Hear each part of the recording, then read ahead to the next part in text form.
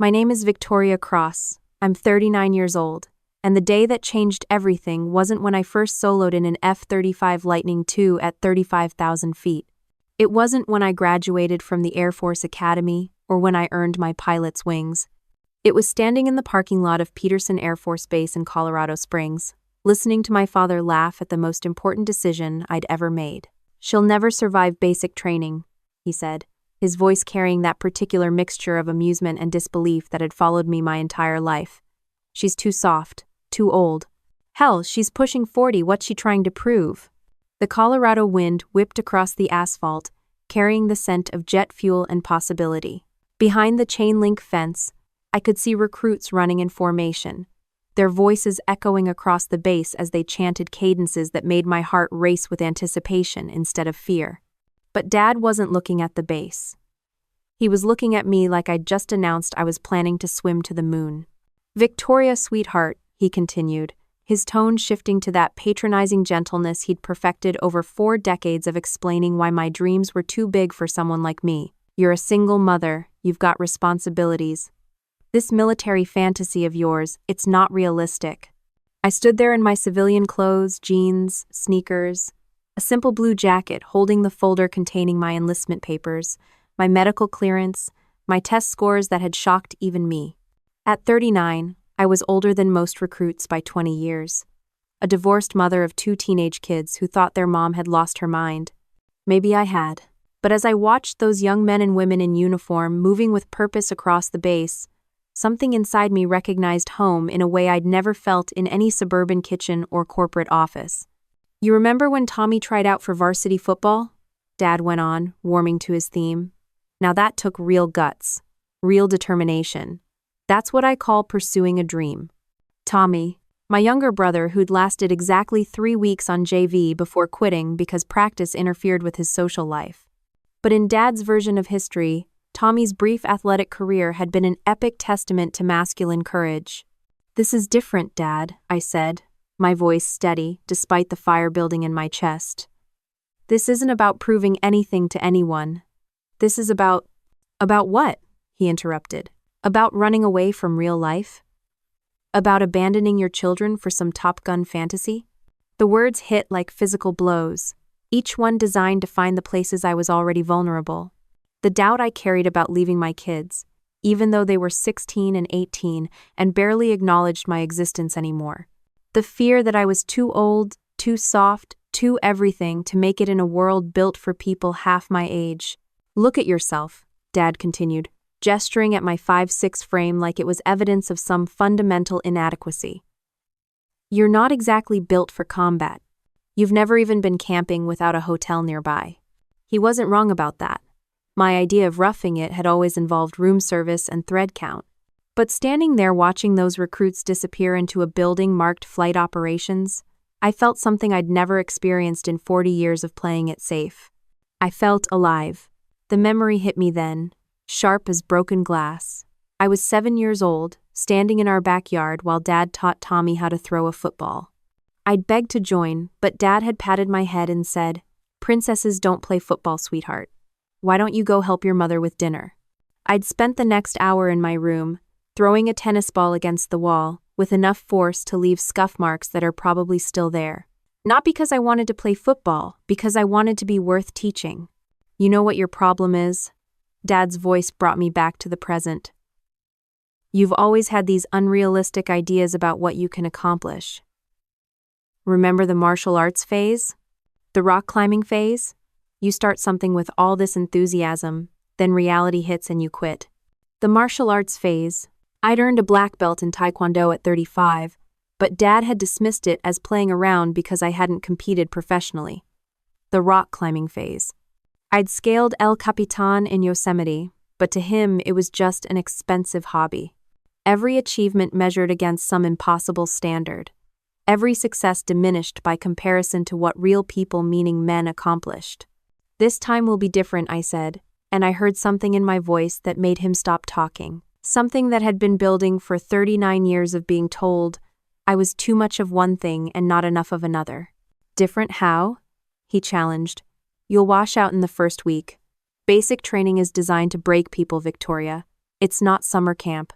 I looked past him toward the runway, where an F-35 Lightning II sat gleaming in the afternoon sun, its stealth coating absorbing light like it absorbed everything else: sound, radar, doubt. The most advanced fighter jet ever built, worth $80 million and capable of speeds that would turn most people's courage to liquid fear. "Dad," I said, my voice quieter now but carrying a certainty I'd never felt before, "I'm not going to basic training to prove I can survive it." He laughed then, the same dismissive chuckle I'd been hearing my whole life. Then why?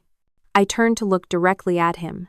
This man who'd spent 4 decades teaching me that my dreams were too big, my ambitions too high, my spirit too wild for the world to contain.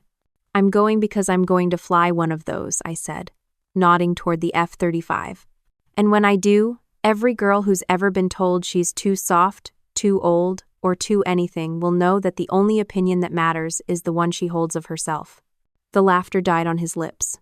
For the first time in my life, I saw something flicker in his eyes that might have been respect, or maybe just surprise that his daughter had finally found her backbone. "Victoria," he said, his voice losing some of its certainty, "those jets, women can't.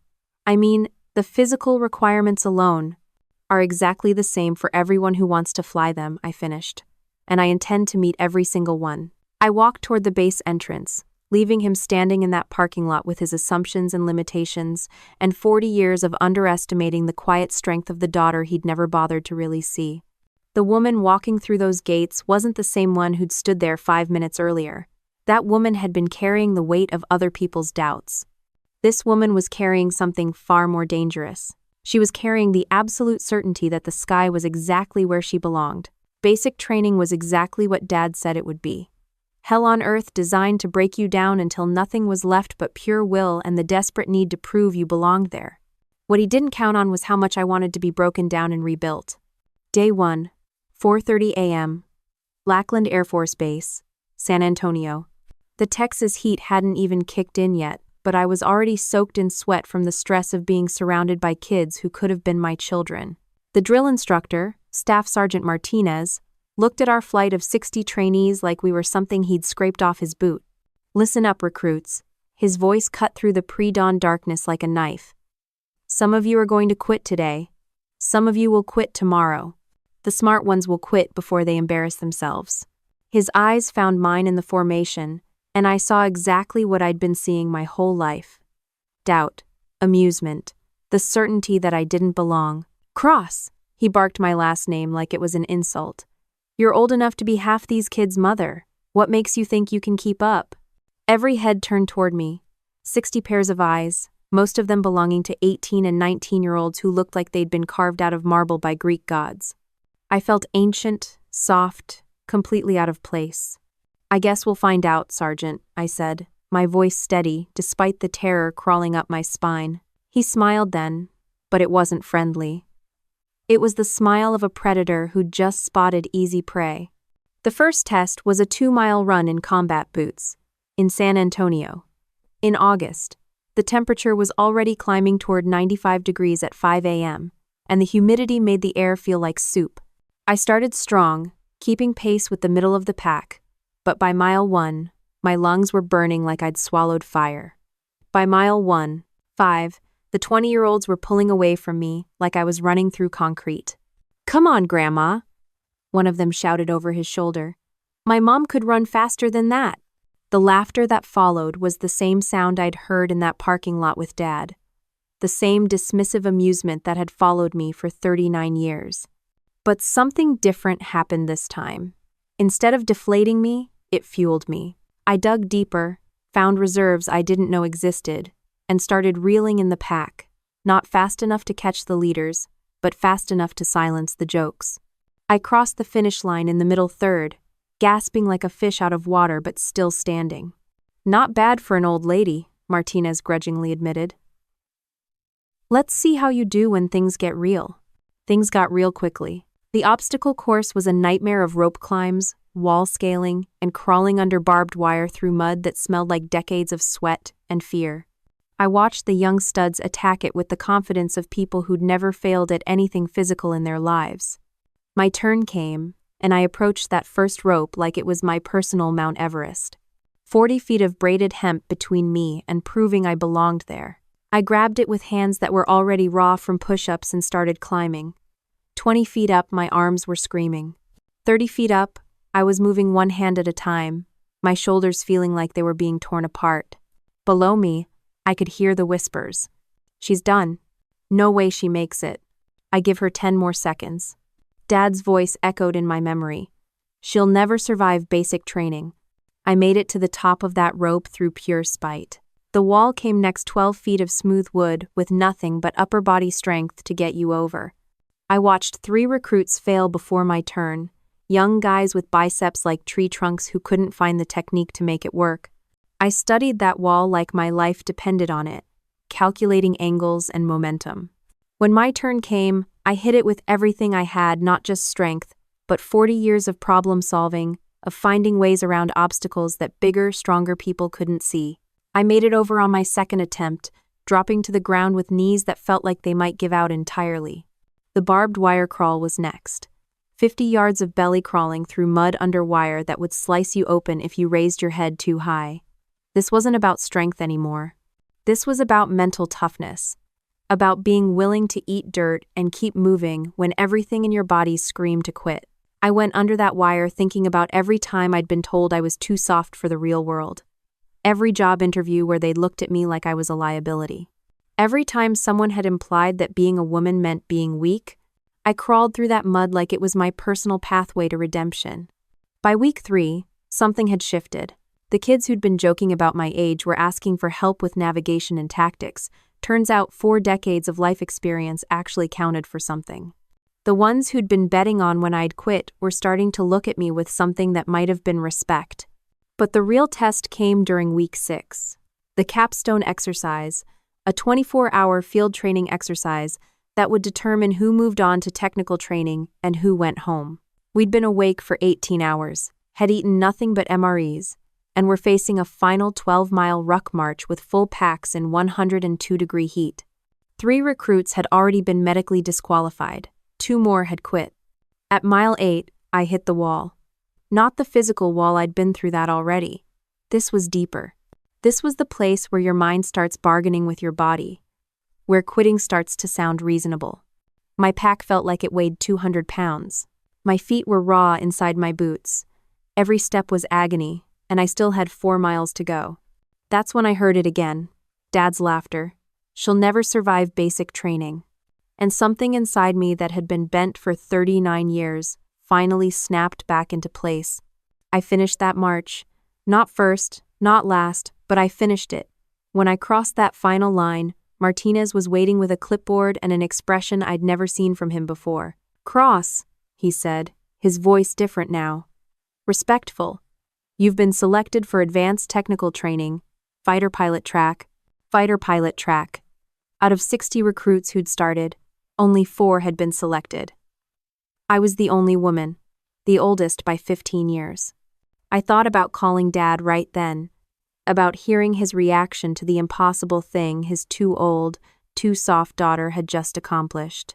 Instead, I looked up at the Texas sky, where somewhere above the clouds, F-35 Lightning IIs were cutting through the air at twice the speed of sound. My sky. My battlefield. My turn to prove that the only limits that matter are the ones you accept for yourself. Flight school was where dreams went to die. Luke Air Force Base, Arizona. Home to the 56th Fighter Wing and the most advanced fighter pilot training program in the world, where 18 months of the most grueling aviation training ever conceived would separate the pilots from the pretenders. I was 40 years old, surrounded by 25-year-olds who'd been flying since they could walk, who talked about G-forces and aerodynamics like I talked about grocery shopping. Kids who'd grown up with flight simulators, who could calculate intercept vectors in their heads while pulling 7 Gs. And there I was, the middle-aged mom who'd learned to drive stick shift 3 years earlier. Cross. Lieutenant Colonel Hayes called my name on day 1 of advanced flight training. You're assigned to the F-35 Lightning II program. Hope you're ready to learn what real flying feels like. The F-35. The most sophisticated fighter jet ever built. A $80 million piece of technology that could go from 0 to Mach 1.6 inch the time it takes to blink. a machine that demanded perfection from pilots who were already the best of the best. My first time strapping into the cockpit, I thought I'd made a terrible mistake. The helmet alone weighed 9 pounds. The G-suit squeezed my body like a python. The heads-up display looked like something out of a science fiction movie, with more information streaming across the visor than my brain could possibly process. Viper 1, this is your first high-G training flight, the instructor's voice crackled through my headset. We're going to take you up to 6 Gs and see how you handle it. Try not to pass out. 6 Gs. 6 times the force of gravity pressing down on every cell in your body. The blood draining from your brain like water down a sink. Your vision narrowing to a tunnel, then going completely gray if you couldn't fight it. I'd read about G-forces. I'd trained on the centrifuge. But nothing prepares you for the reality of pulling 6 Gs in an F-35 at 25,000 feet above the Arizona desert. The instructor put the jet into a hard banking turn, and suddenly I weighed 900 pounds. My arms felt like they were made of concrete. Breathing became a conscious act of will. The world started turning gray around the edges. How you doing up there, Cross? His voice sounded like it was coming from underwater. I tried to answer, but the words wouldn't come. My vision was closing down to a pinhole. I was about to gray out, lose consciousness in the most advanced fighter jet in the world.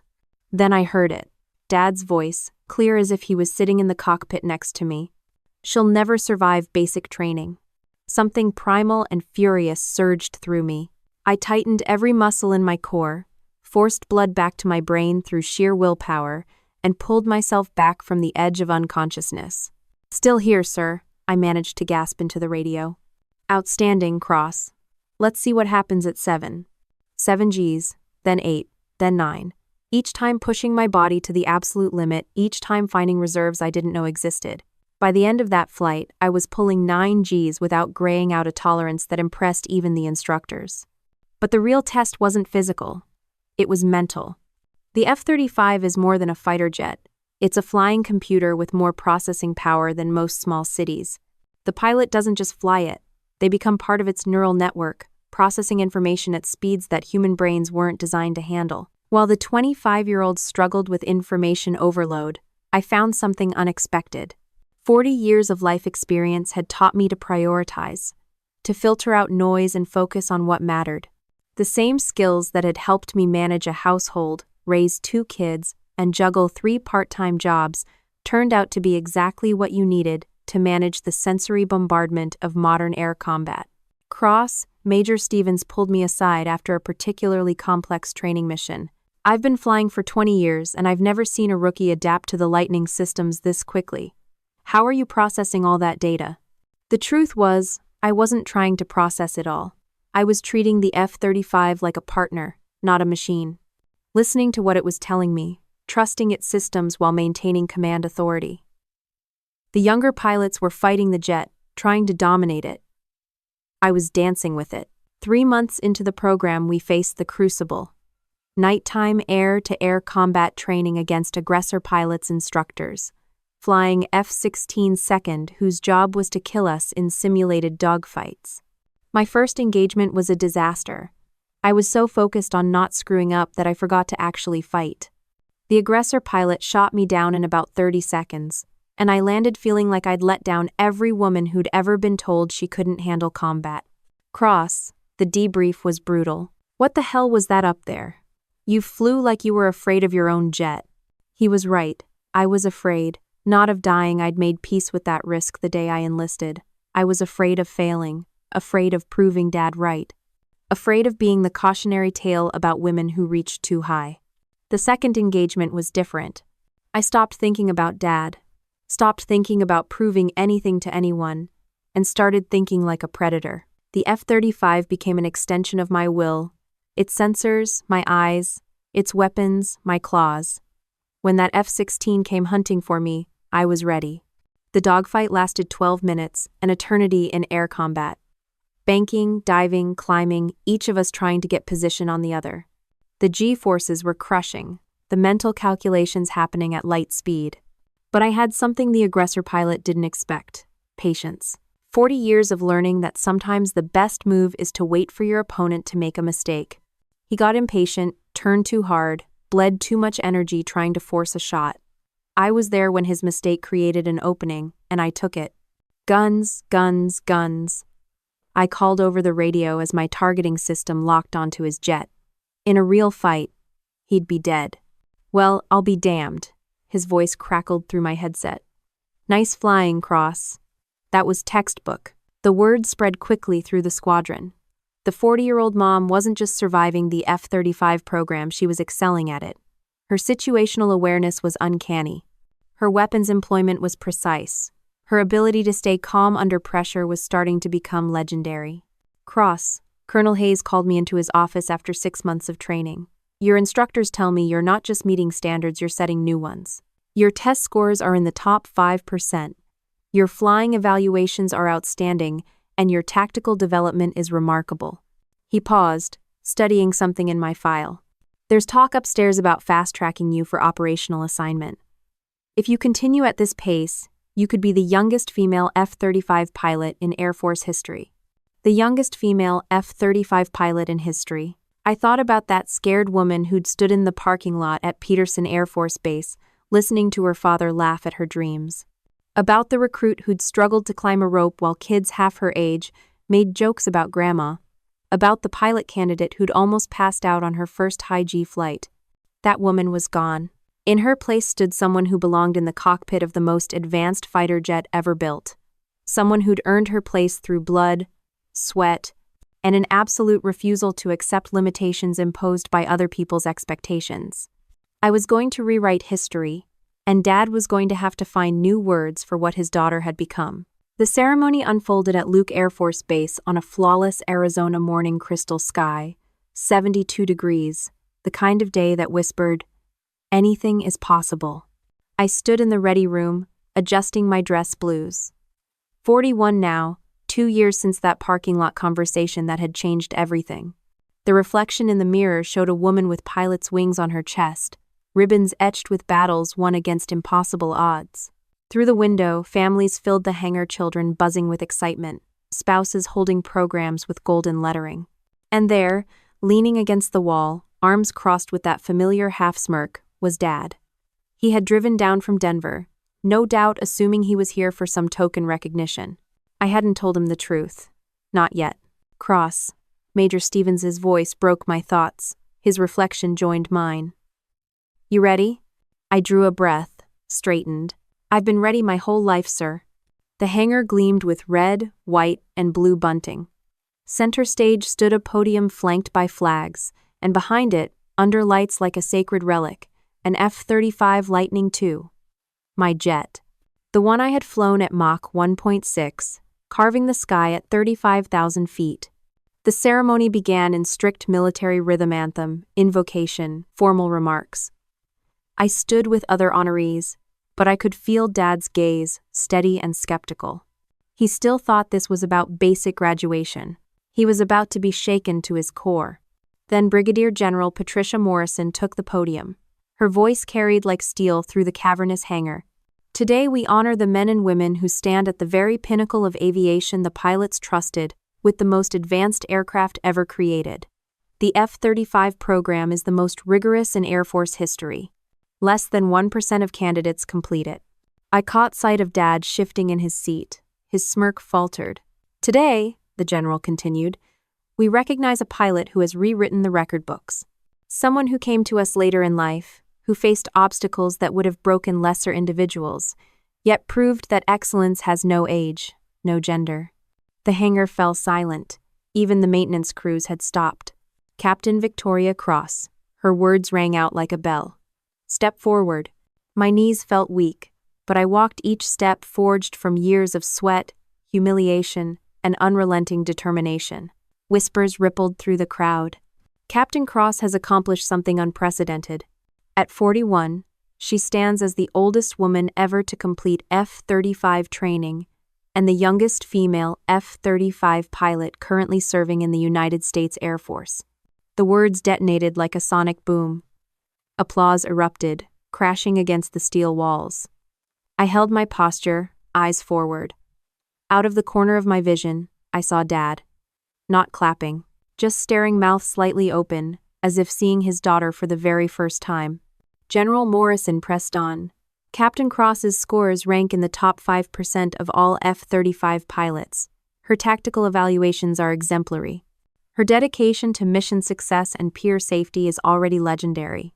Captain Cross, your achievement sends a message to every young woman told her dreams are too ambitious, her goals too high, her limits already written. You have proven that the only limits that exist are the ones we choose to accept. Silence. Then thunderous applause. The hangar shook. The flyover followed 4 F-35 second in diamond formation, splitting the Arizona sky with thunder. Tomorrow, I knew I would be flying with them. When the crowd dispersed, Dad walked toward me, slowly, carefully, as if carrying something fragile. "Victoria," he said, voice stripped of its old certainty. "I don't know what to say." 9. I turned to face him, the man who had laughed in my face when I first spoke of flying. "You don't need to say anything, Dad. But I was wrong about everything, about you." For a moment I searched myself, expecting anger, triumph, vindication. None of it came. What I felt instead was peace, the kind born from knowing who you are. "Yeah," I said softly. "You were." He swallowed, nodded. "I'm proud of you, prouder than I've ever been of anything in my life." I smiled, but not for him. For the woman who had walked through those base gates 2 years ago with nothing but grit and fire. "I know you are, Dad. But here's the truth. I don't need you to be proud of me anymore. I'm proud of me, and that's enough." I walked toward the flight line where my jet waited, engines alive with promise. Behind me, Dad stood still, a man finally realizing what his daughter had always known. The sky belongs to those brave enough to claim it. Her story is not just about breaking barriers. It's about proving that limits exist only if we accept them. If you were in her place, would you dare to take that leap into the sky? Share your thoughts in the comments, inspire someone today, and don't forget to like this video and subscribe for more stories that remind us what true courage looks like.